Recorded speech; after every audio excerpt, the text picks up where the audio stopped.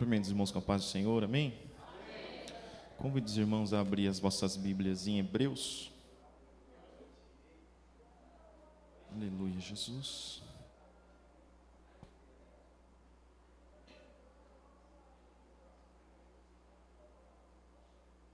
Glória a Deus por essa oportunidade. Hebreus capítulo 2, o verso 1, o verso 2 e o verso 3.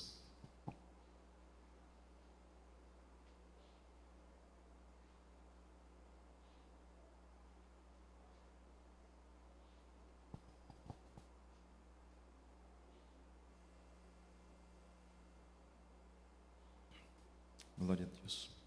Diz assim a palavra do Senhor, verso 1.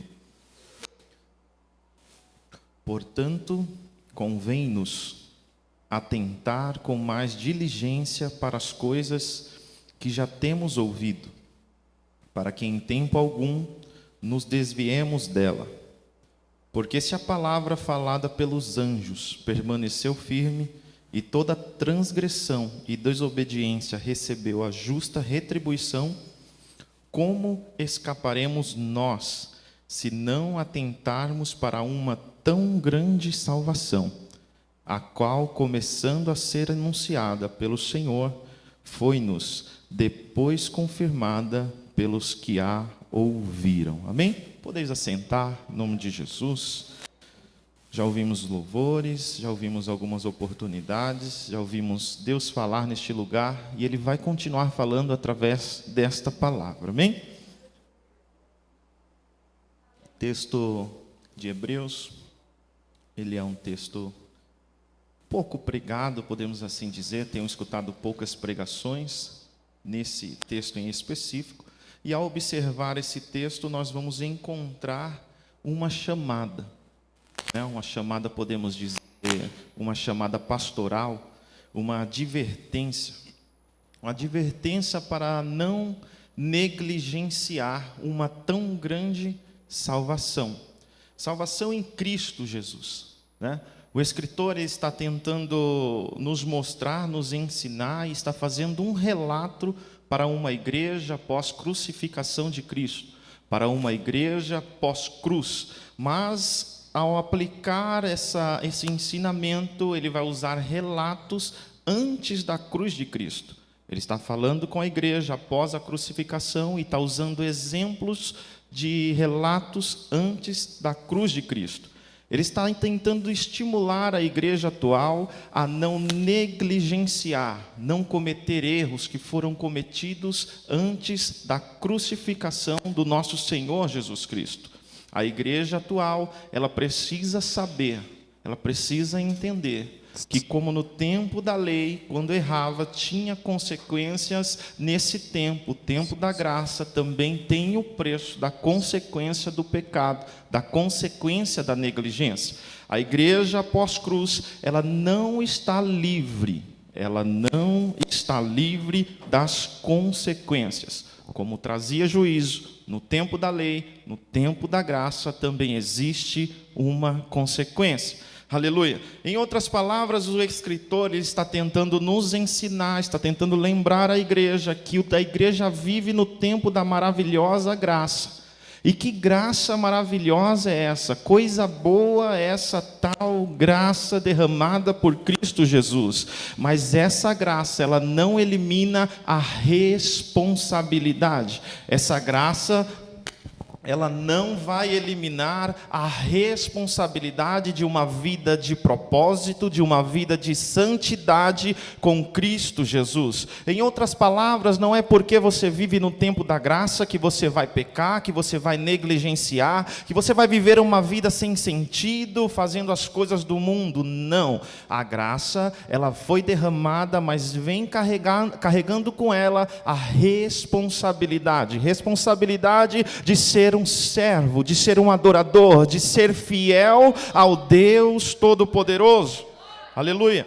Então a igreja ela está sendo instruída a não ser negligente a esta tão grande salvação. A palavra negligente ela tem um significado que é descuidado, desatento ou omisso.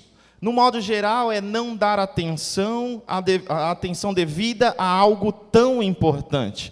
Então perceba que ser negligente é uma pessoa descuidada, uma pessoa desatenta, uma pessoa omissa, ou alguém que não dá a devida atenção a algo importante. E quando o escritor ele vai citar sobre a tão grande salvação, ele está direcionando para uma igreja convertida a Cristo Jesus. A história vai nos dizer, aleluia, que ele está tentando mostrar para a igreja que o tempo é da graça, mas vem com uma responsabilidade, mas como o tempo é da graça, existe também uma oportunidade, aleluia. O ser humano ele foi criado, condicionado para ter uma nova chance, uma nova oportunidade.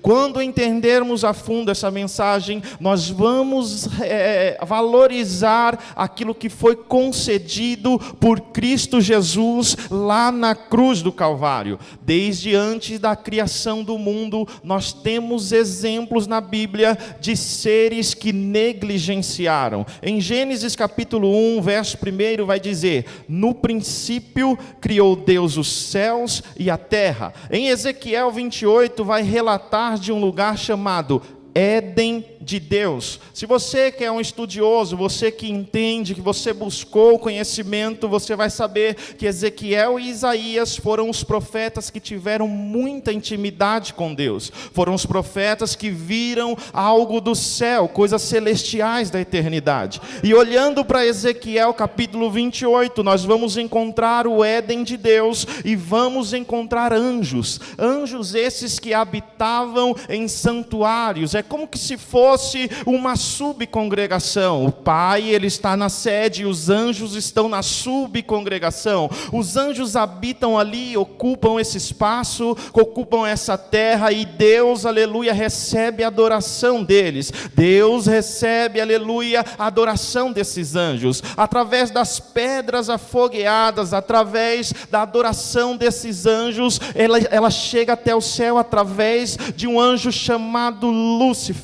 Com a construção de Isaías 14 com Ezequiel 28, nós vamos encontrar esse anjo chamado Lúcifer, que ele é conhecido como um querubim ungido. Ele é um privilegiado, ou talvez até um coordenador da adoração dos anjos, um ser angelical. Ele se apresentava diante de Deus, a adoração desses anjos, representando a adoração da terra, e quando ele chegava até Deus, ele abria o seu coração, e o que tinha nessa apresentação de Lúcifer perante Deus era: Deus, tu és santo, tu és digno de glória, tu és digno de louvor. Essa adoração chegava até Deus através de Lúcifer, mas era a adoração dos anjos, que não ia direto a Deus, passava por Lúcifer, porque ele era formoso, era adornado de glória. Ele é descrito como um anjo da sabedoria, um anjo perfeito, formoso. Ele foi criado para ser um esplendor.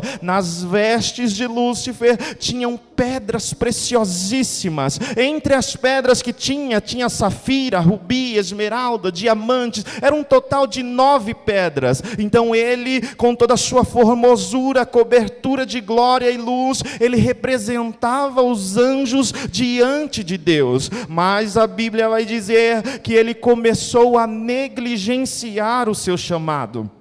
Ele começou a negociar com as congregações, podemos assim dizer, para ficar mais fácil de entender. Ele começou a perceber que era muita adoração, muita glória para Deus. Então ele vai começar a negociar, e Ezequiel vai dizer que ele multiplicou os seus comércios. Ele contaminou alguns anjos, ele contaminou uma porcentagem, uma terça parte dos anjos. Com isso, ele começa então a imaginar em trono, ele começa a pensar em glória só para ele começa a imaginar que ele seria melhor ou semelhante ao Criador dos céus e da terra. Ele começa a pensar em uma nova posição para ele começa a pensar que na onde ele está muito raso, então ele começa a imaginar algo melhor para ele mesmo. Mas Lúcifer um dia, ele vai novamente abrir o coração e apresentar adoração a Deus nos altos céus. E Deus, ele vai recepcioná-lo, Lúcifer, e ele vai dizer: tu eras perfeito desde o dia em que fostes criado, mas por conta da multiplicação dos teus comércios, das tuas negociações, os teus santuários tu contaminastes. Com isso te atirarei à terra humilhado, e todos o verão. Aleluia. Os anjos que negociaram com ele foram presos, foram condenados. Os que não negociaram, Deus tomou para si, e então as águas tomam conta da terra. E agora Lúcifer não está mais no céu, agora as trevas tomam conta da terra. Lá no céu agora não existe mais apresentação ou adoração para Deus, não existe mais nada diante dessa catástrofe que aconteceu com Lúcifer. Em Gênesis capítulo 1, verso 2 vai dizer que a terra agora é sem forma, e a terra é vazia, e havia trevas sobre a face do abismo, mas o Espírito de Deus movia sobre a face das águas. É como se o Espírito de Deus estivesse dizendo: Lúcifer, ele recebeu um chamado, ele recebeu uma missão, mas ele negligenciou. Lúcifer teve uma oportunidade, mas ele negligenciou. Agora não tem mais forma, a terra é vazia, mas o Espírito de Deus, acreditando que um dia viria adoradores dessa terra, ele paira sobre a face das águas. Aleluia. É como se o Espírito Santo estivesse dizendo: Lúcifer pecou, Lúcifer errou, mas eu ainda acredito que dessa terra virá adoradores, dessa terra ainda chegará adoração aos altos céus. Aleluia. Deus então decide recuperar a situação da terra. E aí vai fazer a separação da terra, do mar, das águas.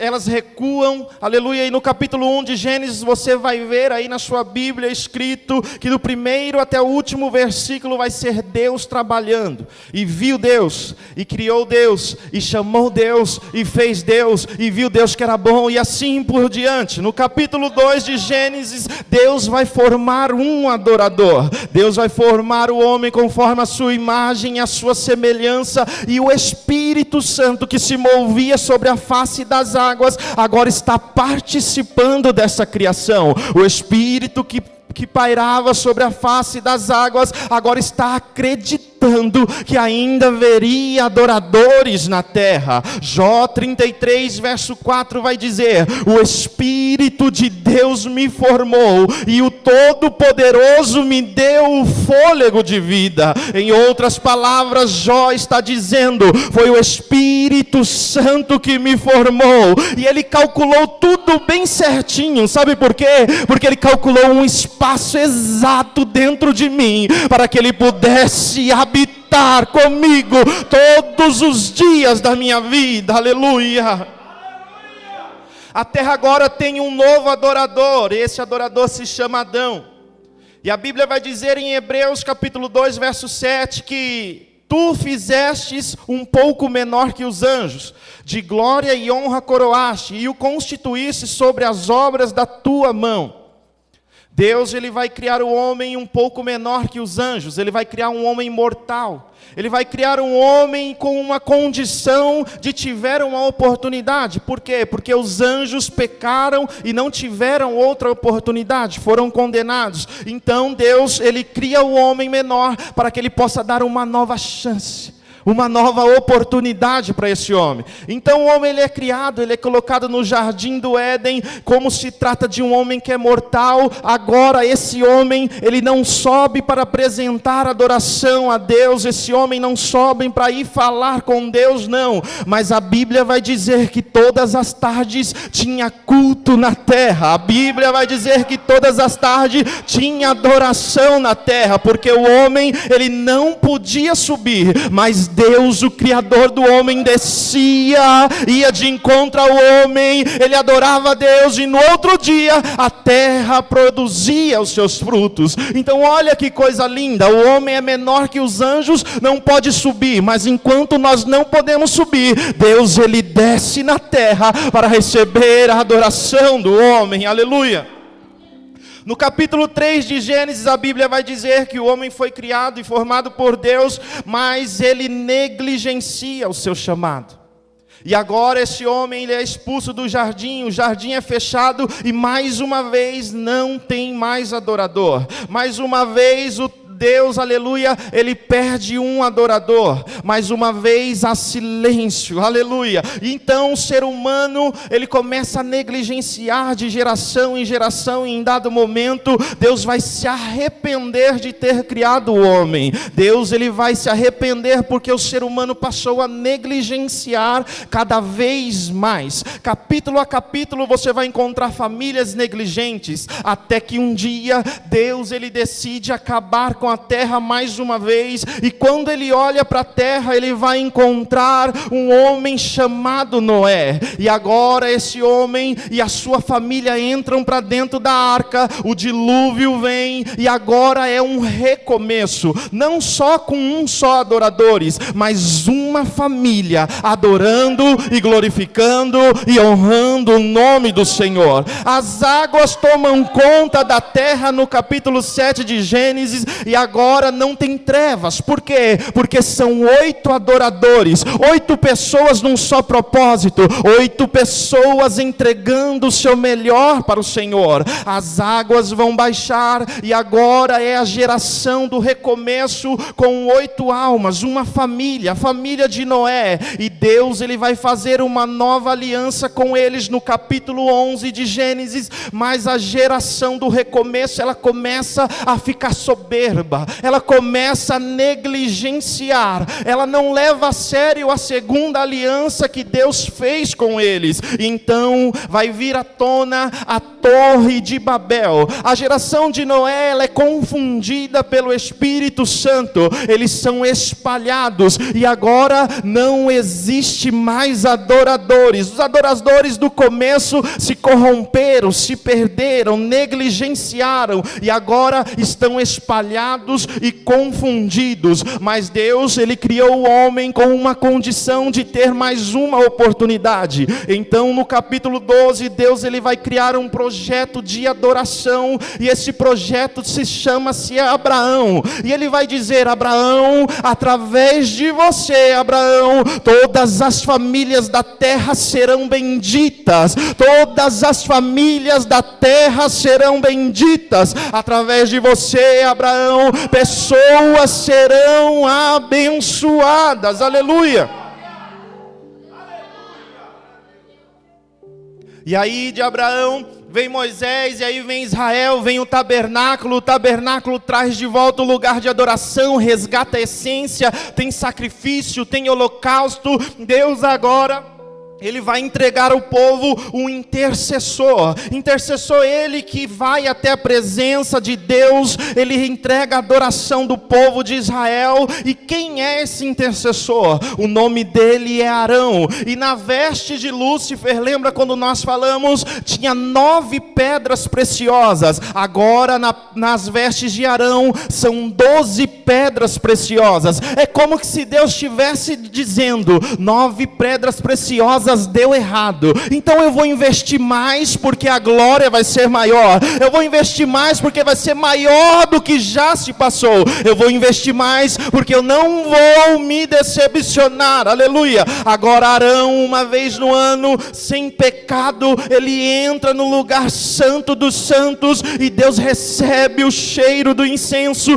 aceita a adoração, e Deus perdoa o pecado do povo. E aí vem Josué, uma nova nova geração que novamente vai negligenciar o chamado de Deus. No capítulo 2, verso 10 de Juízes, surge uma adoração pagã. Essa adoração pagã vai refletir em 1 Samuel capítulo 5, e com essa geração vai embora a glória de Israel. Mas Deus, Ele criou o homem com uma condição de ter mais uma oportunidade, e em dado momento Deus, Ele vai levantar Samuel. Samuel vai resgatar a adoração. Samuel vai pegar uma pedra em sua mão, vai levantar para o alto e vai dizer: até aqui nos ajudou o Senhor, aleluia. Aí Deus vai levantar a Davi. Davi, ele é usado para trazer a glória para Jerusalém, e agora Jerusalém é um novo lugar de adorar a Deus. Depois vem um homem chamado Salomão, um homem muito conhecido.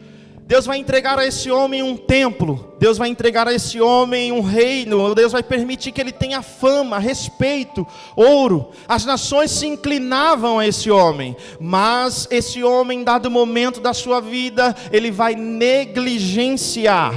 Deus, ele vai dizer ao povo em 2 Crônicas, capítulo 7, verso 14, a seguinte mensagem: se o meu povo, que se chama pelo meu nome, se humilhar, orar, buscar a minha face e se converter dos seus maus caminhos, então eu ouvirei dos céus e perdoarei os seus pecados e sararei a sua terra. Jerusalém agora é o único lugar de adoração. Jerusalém é o lugar onde eles entregam adoração a Deus, mas Israel novamente vai negligenciar. Então Israel passa a adorar outros deuses, passam a adorar Baal, mas Deus, ele criou o homem condicionado a ter mais uma chance, mais uma oportunidade, aleluia. Deus, ele não desiste. Então Deus vai levantar um profeta chamado Isaías, e esse profeta vai ser usado e vai dizer, e Deus vai dizer para esse profeta: esse povo, eles me honram com os lábios, mas o seu coração está longe, muito longe de mim. Deus vai levantar um profeta chamado Jeremias. O povo já não é o mesmo, o povo não é como antes, então o povo vai para um lugar chamado cativeiro, e eles vão passar 70 anos cativo. Mas Deus criou o homem condicionado a ter mais uma oportunidade, e Deus dá essa oportunidade para eles. Então eles retornam para Jerusalém, o lugar da adoração, só que agora eles retornam humilhados, eles retornam envergonhados, eles retornam destruídos, mas mesmo assim eles não quiseram recomeçar. Mesmo quebrados, mesmo humilhados, mesmo envergonhados, eles não quiseram reatar com Cristo, aleluia. O retrato da humanidade atual é o mesmo retrato deste povo. É um povo que já teve contato com Deus, já viveu milagres com Deus, mas hoje acha que não é o tempo, acha que não é a hora, acha que não dá para reatar com Deus. Mas eu vim aqui para te dizer algo: Deus hoje te dá mais uma oportunidade. Se você não reatou com Ele, aproveita a oportunidade hoje e reata a amizade com Deus, aleluia. Deus vai dar mais uma oportunidade para esse povo. E aí Ageu vai dizer: vocês se acomodaram, vocês estão dizendo que não é tempo, aleluia. Mas Deus está dizendo que fez uma aliança com vocês. Vocês precisam retornar, vocês precisam voltar a preparar a lenha, cortar madeira, vocês precisam subir os montes. Sabe por quê? Porque é a glória do recomeço. Vocês precisam recomeçar, porque a glória da segunda casa, ela será maior do que a primeira.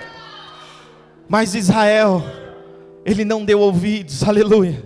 Ele não quis saber os que os profetas falaram para eles. Os profetas, eles não conseguiram converter, trazer Israel de volta ao caminho.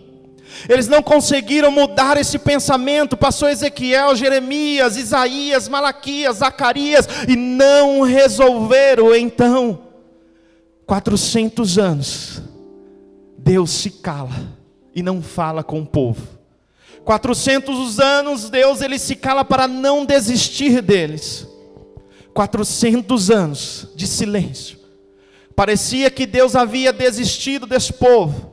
Parecia que Deus havia abandonado esse povo. Se você fazer uma retrospectiva, nós falamos de anjos que negligenciaram. Nós falamos do homem que foi formado e negligenciou essa tão grande salvação. Falamos da geração de Noé, que teve a oportunidade, mas negligenciou. Depois de Noé vem Abraão, e Deus faz um projeto chamado Israel, e esse projeto também vai negligenciar. Depois aparece Davi com boas recomendações. Mas em algum momento do ministério de Davi, ele também negligenciou. E por aí vai de geração em geração, negligências, decadências, passa por todas as gerações. Todos negligenciaram o chamado de Deus. Todos negligenciaram essa tão grande salvação. E aí Deus se cala por 400 anos. Mas em Mateus capítulo 1 vai contar sobre uma última geração antes de Cristo. Uma genealogia aparece como se fosse mais uma oportunidade que Deus estava dando ao povo. E nessa genealogia vai aparecer um homem chamado Jacó. Jacó, ele vai gerar José. José, ele é esposo de Maria. E Maria, ela gera o Filho de Deus, Jesus, o Todo-Poderoso, aquele que nos deu mais uma oportunidade. Aleluia. A negligência foi até aqui, aleluia. A negligência foi até aqui, e agora Deus quebra o silêncio dos 400 anos. E agora Deus vai fazer uma nova aliança com o povo. E nessa nova aliança vem mais uma oportunidade. Os pecados são perdoados. Os pecados são jogados no mar do esquecimento, aleluia. E agora Deus envia o seu melhor por amor a Israel. Deus envia o seu Filho unigênito, aleluia. João vai dizer que ele veio para os que eram seus, e Paulo vai dizer que ele não usurpou ser igual a Deus. Ele veio à terra, mas Israel o rejeitou. Meu Deus, aleluia. Por esse motivo o coração de Israel é endurecido. Por esse motivo abre-se a oportunidade para os gentios. Abre a oportunidade para mim, abre a oportunidade para você ser chamado filhos de Deus, aleluia. Israel, ele não aceita, aleluia, e agora ele vai fazer com que o Cristo, o Deus Todo-Poderoso, o Filho de Deus, enfrente uma crucificação, enfrenta uma passagem como maldito, enfrenta, aleluia, um momento de vergonha, um momento de dor, por um tipo de morte mais cruel já visto na história da humanidade. E eles crucificam Jesus a fim de acabar com a história do Mestre, acabar com as oportunidades do ser humano. Mas no terceiro dia o túmulo estava vazio. Era Deus nos dando mais uma oportunidade, aleluia. E aqui está uma das maiores mensagens do Evangelho. Alguns discípulos, no momento de dor de Cristo, aleluia, eles não chegaram nem perto dele. Alguns discípulos, no momento que Jesus estava sendo interrogado, negaram a ele. Disseram para Pedro: Pedro, tu és um deles, né? E ele falou: não sou. É como se ele estivesse dizendo: eu nem o conheço. Ele negou a Cristo, aleluia. Uns não chegou nem perto, e é normal, aleluia. Quando Cristo ressuscitasse, se Cristo não fosse atrás dele, eu acharia normal, porque ele negou. Os que se desviaram, os que não chegaram nem perto, eu acharia justo que Cristo não fosse nem atrás, porque eles fizeram vergonha para o Mestre. Eu acharia normal, aleluia, mas Jesus não. Jesus, ele vai atrás de um por um. Jesus vai atrás daquele que se desviou. Jesus vai atrás daquele que se distanciou. Jesus vai atrás daquele até que fez vergonha, dizendo que não o conhecia. Jesus vai atrás dele, aleluia. Jesus vai atrás daquele que esfriou. Jesus vai atrás daquele que duvidou que ele havia ressuscitado, aleluia. E aí eu faço uma pergunta para a igreja de modo geral: quem teria coragem de trazer Pedro e dar uma nova oportunidade para ele?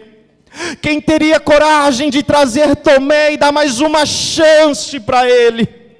Quem teria coragem de trazer um Judas da vida e dar um ministério para ele tomar conta? Talvez a sua resposta seja a mesma que a minha: eu também não teria coragem. Mas o Evangelho é isso. O Evangelho é segunda chance. O Evangelho é mais uma oportunidade. O Evangelho é renúncia. O Evangelho não é fazer o que eu quero, mas é fazer o que Cristo fez por mim quando Ele ressuscitou, resgatar as almas perdidas e trazer de volta ao caminho. Aleluia. A Bíblia vai dizer que foram 10 dias após a ressurreição de Cristo, Ele trazendo de volta, recuperando quem se perdeu. E esse é o verdadeiro Evangelho. É o Evangelho da segunda chance. É o Evangelho de uma nova oportunidade para a minha vida e para a sua vida. E Cristo, Ele toma essa atitude. Foi por mim. Essa atitude de Cristo aqui descrita foi por você. Foi pela sua casa. Foi pela sua família. Você nem merecia estar aqui. Quantas vezes você negou, quantas vezes você se distanciou, quantas vezes você tentou abandonar tudo, mas Ele foi atrás de você.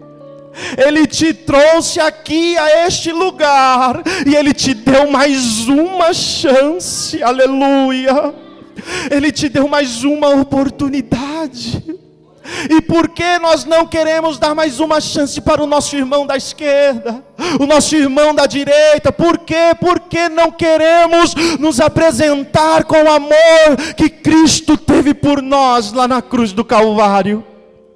Ah, meu irmão, quando nós entendermos verdadeiramente essa mensagem, nós vamos mudar a nossa visão. Não vamos julgar mais o nosso irmão, nós não vamos colocar para fora o nosso irmão, não. Nós vamos abraçar mais, nós vamos amar mais, nós vamos cuidar mais, e juntos subiremos ao céu para adorar o nosso Deus Todo-Poderoso, aleluia. João vai dizer que vai surgir um novo cântico. E esse novo cântico é um cântico que nunca foi escutado, nem na terra, nem no céu, em lugar nenhum. Vozes de milhares e milhares de anjos. No Éden, Lúcifer, só ele subia para apresentar adoração a Deus. No Éden, Deus descia até Adão para receber a adoração do homem. E João vai dizer que quando ele ouve essa voz vindo da terra, vindo do mar, vindo do vento, é um novo cântico. E esse cântico dizia mais ou menos assim: digno é o que estás assentado sobre o trono, digno é o que foi morto e reviveu, digno Ele é de louvor, digno Ele é de glória, porque Ele venceu a morte. E os demais anjos diziam: amém, amém, amém, amém, aleluia. Eu não sei se você pode repetir isso, mas repita comigo: digno é o que está sentado sobre o trono, digno é o que foi morto e ressuscitou, aleluia. Oh glória, glória, glória, glória. Adoração no céu não para. Adoração no céu é contínua. Em todo tempo tem adoração lá. Deus não vai dizer que está atrás, aleluia, de adoração perfeita. Não, não, não, não, não. Porque isso Ele tem lá no céu. Mas a Bíblia vai dizer que Ele está atrás de novas pessoas, ou verdadeiros verdadeiros adoradores, que adorem ao Pai em espírito, que adorem ao Pai em verdade. Sabe por quê? Porque eu sou condicionado a ter mais uma chance, e a chance que eu recebi, eu não vou perder, eu vou agarrar, eu vou adorar com todas as minhas forças, eu vou continuar honrando ao meu Deus. Se você pode, adore a Ele. Se você pode, exalte a Ele. Diga que Ele é digno de glória, Ele é digno do louvor, Ele é digno da minha e da sua adoração. Aleluia. Oh, glória, glória, glória, glória, glória, glória, glória, glória, glória. Aos Hebreus está dizendo, aleluia, a carta lida aqui aos Hebreus está dizendo: não é possível que vocês não valorizam essa tão grande salvação. Não é possível que vocês não valorizam o sacrifício na cruz do Calvário. Nós, igreja, assumimos a missão de adoradores. Israel negligenciou, mas nós assumimos essa missão, e agora nós não vamos negligenciar, nós vamos adorar ao Senhor. Essa é a nossa missão, e enquanto a trombeta não toca e Cristo não volta, adoraremos ao Senhor em espírito e em verdade, exaltaremos o seu nome em qualquer lugar que seja. Nós não vamos negligenciar, e se você por um momento negligenciou, hoje Cristo te dá uma nova oportunidade.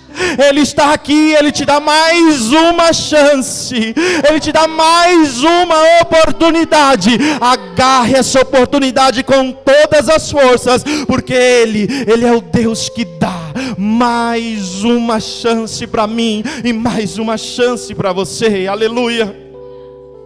Só essa grande salvação para nos fazer chegar aqui e adorar juntos, e adorar o rico com o pobre, o branco com o negro, não tem acepção de pessoas. Essa graça nos alcança e coloca nós juntinhos para poder adorar e glorificar o nome santo do Senhor. Você que recebeu essa oportunidade, exalte ao Senhor e glorifique ao Senhor por essa bênção recebida. Aleluia. Você que recebe essa palavra, levante a sua voz, glorifique ao Senhor e louve a Ele com as suas palmas nessa noite, em nome de Jesus.